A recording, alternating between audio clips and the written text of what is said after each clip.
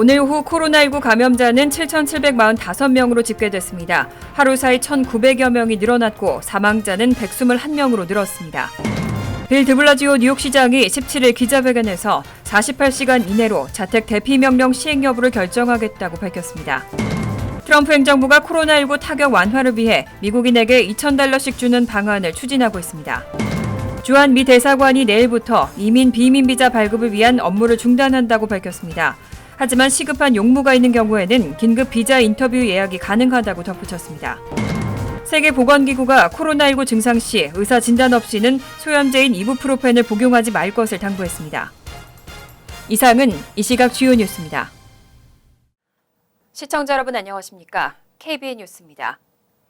오늘 미국의 코로나19 확진자는 7,000명을 넘었습니다. 하루 만에 1,900여 명이 늘어났습니다. 뉴욕주는 2,500여 명에 달하면서 여전히 50개 주 가운데 제일 많았습니다. 사망자는 121명입니다.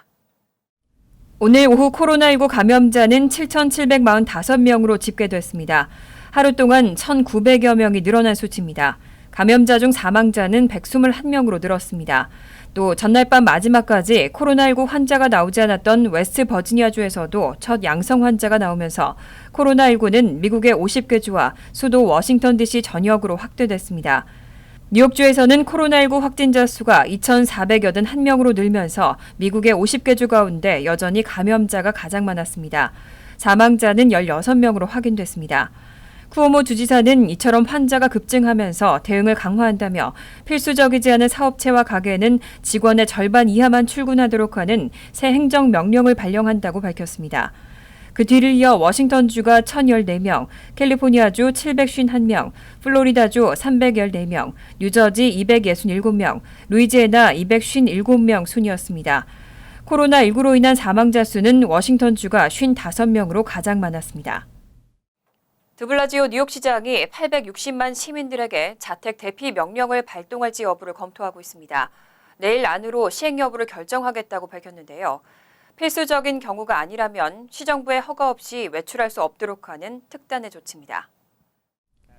빌 드블라지오 시장은 17일 뉴욕시청에서 기자회견을 열고 48시간 이내로 뉴욕시의 자택 대피 명령 시행 여부를 결정할 것이라고 밝혔습니다.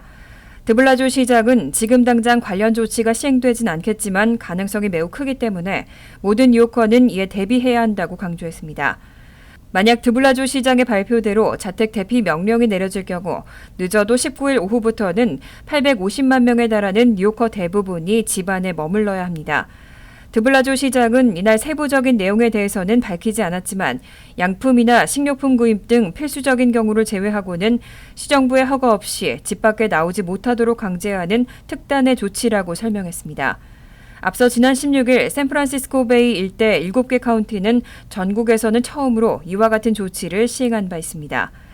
드블라지오 시장은 또 19일부터는 코로나19 검사를 하루 5,000명씩을 대상으로 실시할 수 있을 것이라며 이에 따라 조만간 뉴욕 시내 확진자 수는 10,000명에 도달할 것으로 예상된다고 밝혔습니다. 이 밖에도 드블라지오 시장은 차량 공유 서비스 업체에 라이딩 쉐어 서비스를 금지시키는 등의 행정명령을 발표하고 도로변 교대 주차 규정 단속도 24일까지 유예했습니다. 트럼프 행정부가 $1조 규모의 경기 부양책을 추진하고 있습니다. 여기에는 미국인 개개인에게 $2,000씩을 주는 방안도 포함됐습니다. 다만 소득 수준 등의 지급 기준이 있을 것으로 보입니다.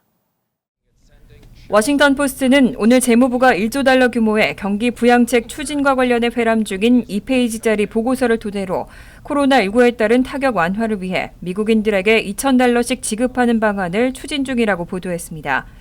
재무부는 4월 6일과 5월 18일 두 차례에 걸쳐 개개인에게 $1,000씩의 수표를 보내주는 방식으로 총 $5,000억 들어갈 것으로 추산하고 있습니다. 하지만 지급액이 최종적으로 결정된 건 아니라며 소득 수준 등의 지급 기준이 있을 것이라고 설명했습니다. 현재 백악관은 공화당 지도부와 상의를 이어가고 있고 민주당과의 협의도 남아 있습니다. 민주당에서도 상당수가 찬성하고 있는 것으로 전했습니다.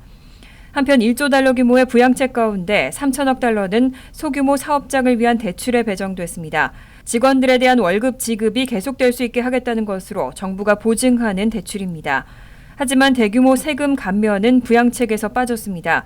트럼프 대통령은 지난주까지 급여세 인하를 추진했지만 민주당은 물론 공화당에서도 부정적인 반응이 나오자 급여세 인하 카드를 접은 것으로 전해졌습니다. 주한 미국 대사관이 내일부터 이민 비민 비자 발급을 위한 정규 인터뷰 일정을 취소한다고 밝혔습니다. 빠른 시일 내 재개할 수 있도록 하겠지만 현재로서는 기한을 공지할 수 없다는 입장입니다. 하지만 시급한 용무인 경우에는 긴급 비자 인터뷰 예약이 가능합니다. 미 대사관은 오늘 배포한 보도자료에서 코로나19 유행에 따른 전 세계 난관에 대응하고자 국무부 여행경보 기준 제2, 3, 4단계 경보가 발령된 국가에서는 정규 비자 업무를 중단한다고 밝혔습니다. 미국은 대구에 대해 최고 단계인 4단계 여행 금지, 나머지 한국 지역에 대해선 3단계 여행 재고의 여행 경보를 발령한 바 있습니다. 미 대사관은 정규 비자 업무를 최대한 이른 시일 내에 재개할 수 있도록 최선을 다할 것이지만 현재로서는 그 시점이 정확히 언제가 될 것인지 공지할 수 없는 상황이라고 덧붙였습니다. 한 외교 소식통은 미국의 이런 조치에 대해 미국에 오지 말라는 게 아닌 미 대사관 인력의 한국인 대면 접촉을 피하려는 목적으로 보인다면서 비자 발급이 완전히 막힌 것은 아닐 가능성도 있다고 전했습니다. 미 대사관도 보도자료에서 시급한 용무가 있어 즉시 미국 방문이 필요한 경우에는 긴급 비자 인터뷰 예약을 해달라고 설명했습니다. 또 공무나 외교 목적의 비자 발급은 인터뷰 없이 진행돼 문제가 없는 것으로 전해졌습니다. 한편 대사관은 이와 함께 이번 조치는 비자 면제 프로그램에는 영향을 미치지 않는다고 밝혔습니다. 한국인이 관광 상용 목적으로 미국을 최대 90일간 무비자로 방문하는 데는 제한이 없다는 의미입니다. 트럼프 행정부가 코로나19와 관련해 458억 달러의 추가 긴급 예산안 요청서를 의회에 제출했습니다. 2주 전에 83억 달러의 긴급 예산을 요청한 데 이은 추가 요청입니다. 미 백악관 관리예산실은 17일 밤 의원들에게 보낸 118페이지 분량의 요청서에 첨부한 서한에서 코로나19 팬데믹이 확산함에 따라 자원 수요도 증가했다며 458억 달러의 추가 예산을 요청했습니다. 백악관은 미 행정부가 달성한 전례 없는 조치로 기관들이 예상치 못한 비용을 부담하게 됐다며 완전한 운영 능력을 보장하기 위해 입법적 대응이 필요하다고 설명했습니다. 트럼프 행정부는 이날 코로나19와 관련해 1조 달러 규모의 슈퍼 부양책을 발표했습니다. CNN은 미 의회가 불과 2주 전 83조 달러의 긴급 예산을 통과시켰는데 이번 요청액은 연방기관의 재정 수요가 며칠 만에 얼마나 크게 증가했는지 보여준다고 지적했습니다. 백악관은 이번 요청안이 1조 달러 부양책의 협상과도 맞물려 있는 것으로 보고 있습니다. 이와 관련해 백악관 관계자는 의회와 보다 광범위하고 중요한 문제에 대해 활발하게 대화를 나누고 있다고 설명했습니다. CNN은 협상가들이 현재 논의되고 있는 경기 부양책에 긴급 예산 요청을 포함시킬 계획이라고 전했습니다.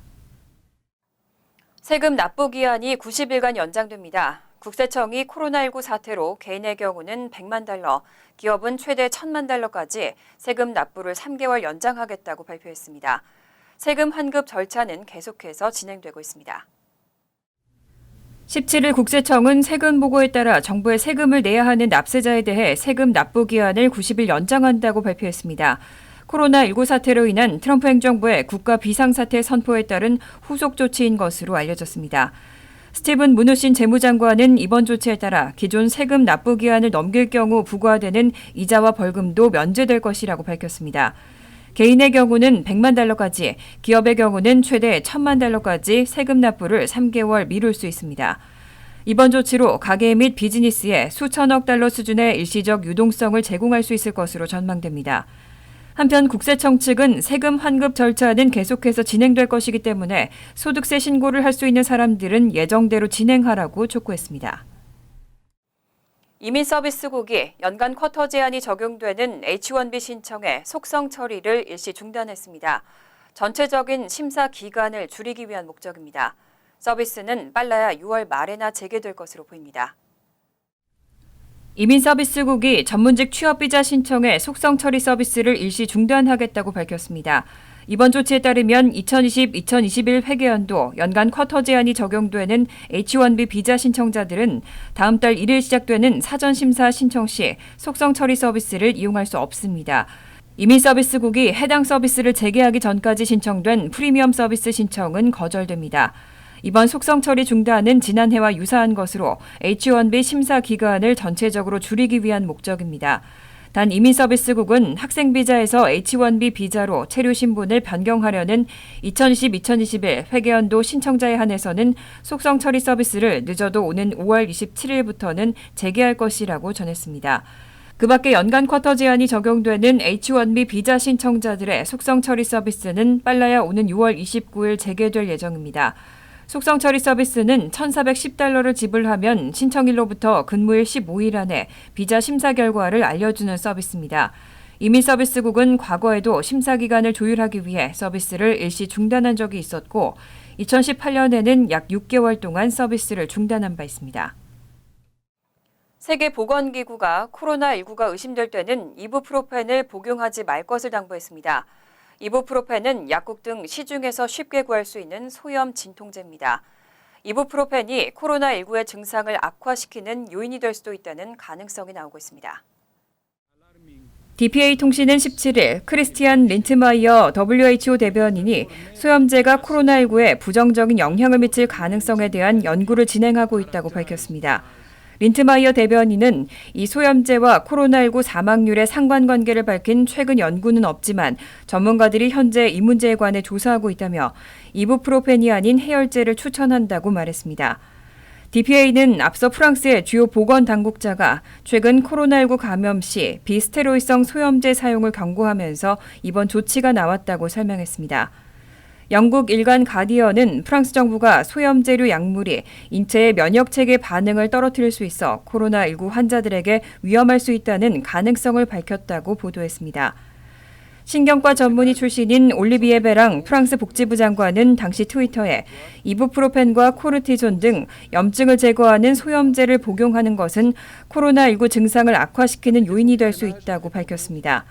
이어 열이 나면 단순히 열만 떨어뜨리는 아세트아미노펜과 파라세타몰 종류의 약물을 복용하라면서 이미 소염제를 섭취했다면 의사의 진료를 받아야 한다고 권고했습니다. 조 바이든 전 부통령이 어제 실시된 플로리다와 일리노이, 애리조나 프라이머리에서 모두 승리했습니다. 바이든 전 부통령은 현재까지 19개 주에서 1위를 차지했습니다. 대의원 1,147명을 확보하면서 상승세를 이어가고 있습니다. 조 바이든 전 부통령이 어제 실시된 민주당 대선 경선에서 플로리다와 일리노이, 애리조나주에서 모두 승리했습니다. 플로리다와 일리노이에서는 흑인과 65세 이상 유권자, 중도층이 바이든 후보를 중심으로 집결하면서 바이든이 승리하는 원동력이 됐습니다. 바이든은 플로리다주에서 144명의 대의원을 확보한 반면 샌더스는 49명의 대의원을 얻는 데 그쳤습니다. 일리노이에서는 99% 개표 기준 바이든이 93명, 샌더스는 59명의 대의원을 확보했습니다. 애리조나에서는 오늘 오후 2시 기준 88% 개표율에서 바이든이 33명, 샌더스는 28명을 확보했습니다. 이로써 바이든은 현재까지 19개 주에서 승리해 상승세를 이어가며 1,147명의 대의원을 확보했고 샌더스는 861명의 대의원을 확보했습니다. 민주당 대선 후보로 선출되기 위해서는 1,991명의 대의원을 확보해야 합니다. 바이든은 플로리다와 일리노이 프라이머리 승리가 확정된 뒤 경쟁자인 샌더스 지지자들에게 통합의 메시지를 보냈습니다. 바이든 의원은 샌더스 의원과 자신의 전술은 다를 수 있지만 공통된 비전을 갖고 있다며 당신들의 이야기를 듣고 있다고 강조했습니다. 또 저렴한 의료 서비스 제공과 소득 불평등 감소, 기후변화 퇴치 등을 언급한 뒤 샌더스 의원에게 영감을 받은 젊은 유권자들에게 그들의 이야기를 듣고 있다고 어필했습니다.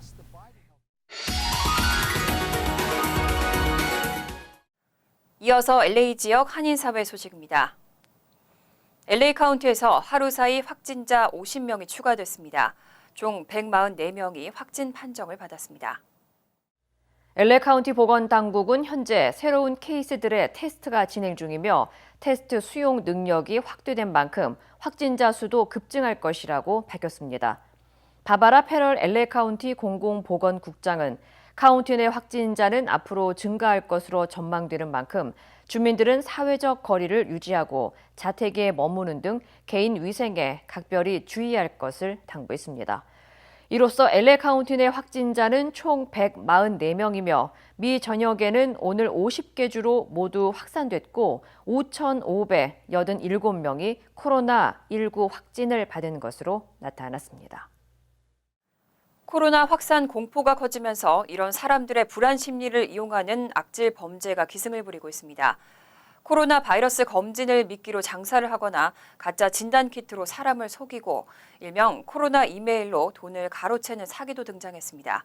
여준호 기자가 보도합니다. 세계보건기구 이름으로 온 이메일입니다. 코로나19에 대한 긴급 정보가 있다면서 첨부된 링크를 열어보라고 안내합니다. 링크를 열자 첨부된 내용을 보기 위해선 돈을 먼저 내야 한다며 금융정보를 요구합니다. They request Western Union, MoneyGram, or Bitcoin as forms of payment. A legitimate business will offer payments either through invoicing or through credit cards. 또 금융정보를 입력하지 않았더라도 링크에 걸려있던 악성 코드가 컴퓨터에 침입해 사용자 몰래 개인정보를 빼낸 다음 금융사기로 악용될 수 있다는 지적입니다. Clicking on links in an email is particularly dangerous. It could be downloading malware onto your computer, and then it can take its time to scan your computer and find your bank account information, credit card information, passwords, things like that. 특히 최근 미국 내 코로나19 검진이 본격적으로 시작되면서 이를 악용한 범죄도 고개를 들고 있습니다.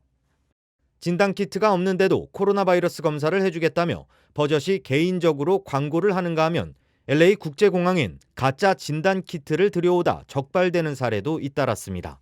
Anytime there's a heightened element of fear, such as with the coronavirus, criminals are going to exploit that. 공포 심리를 이용해 마스크를 수천 달러에 판매하는 폭리 행위도 비일비재합니다. 코로나19 자선기금 모금을 미끼로 소셜미디어를 통해 돈을 가로채는 신종 사기 수법까지 등장하고 있는 만큼 온라인을 통해 물건을 사거나 기부를 하기 전 반드시 업체나 단체에 대한 정확한 확인이 필요하다는 지적입니다. 간추린 소식입니다. 뉴욕주의 코로나19 확진자가 확산되고 있는 가운데 렌트나 모기지 페이먼트 등을 2개월 면제해달라는 청원 운동이 온라인상에서 전개되고 있습니다. 최근 구글을 통해 전개되고 있는 렌트 스트라이크 2020 청원서에 따르면 앤드류 쿠오모 뉴욕 주지사에게 2달 동안의 렌트비와 모기지 페이먼트, 유틸리티 등을 면제해줄 수 있는 방안을 마련해달라고 요청하는 내용이 담긴 것으로 나타났습니다. 뉴욕시는 17일부터 식당과 바 등 매장 내에서 음식 판매를 금지하는 조치를 내린 가운데 이를 위반할 시 소환장을 발부받거나 체포될 수 있다고 밝혔습니다. 뉴욕시경은 위반 시 업주에게 우선적으로 경고장이 발부되고 경고에 응하지 않을 경우 경범죄 소환장이 발부되거나 공무집행 방해 혐의로 체포될 수도 있다고 당부했습니다. 손님 역시 치안 문란 혐의로 체포할 수 있도록 한다는 방침입니다. 뉴욕주 정부가 주정부 온라인 건강보험 거래소에 특별 건강보험 가입 기간을 열고 무보험자들의 건강보험 가입을 독려하고 있습니다. 뉴욕주 건강보험 거래소와 금융서비스국은 이번 주부터 특별 건강보험 가입 기간을 오는 4월 15일까지 진행하고 이 기간 건보거래소나 보험사를 통해 건강보험 가입을 할 수 있도록 조치했습니다. 건강보험 효력 개시일은 4월 1일자로 적용됩니다. 뉴욕시 정부가 한국어 등 12개 언어로도 코로나19에 대한 업데이트 정보를 제공합니다. 시정부는 주민들에게 시정부 전화번호 692-692로 코비드라고 문자를 남기면 코로나19에 대한 최신 업데이트 정보를 얻을 수 있다고 밝혔습니다. 문자 메시지를 통해 웹사이트에 들어가면 우측 상단에서 한국어 메뉴를 선택할 수 있습니다. 환율과 증권 소식입니다.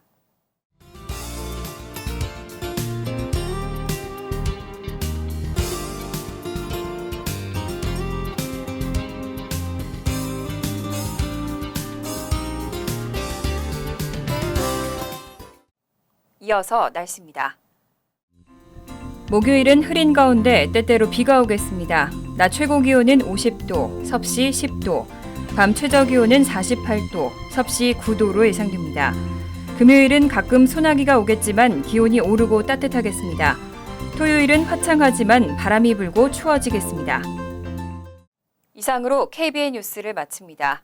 KBN과 함께 즐거운 저녁 되시기 바랍니다.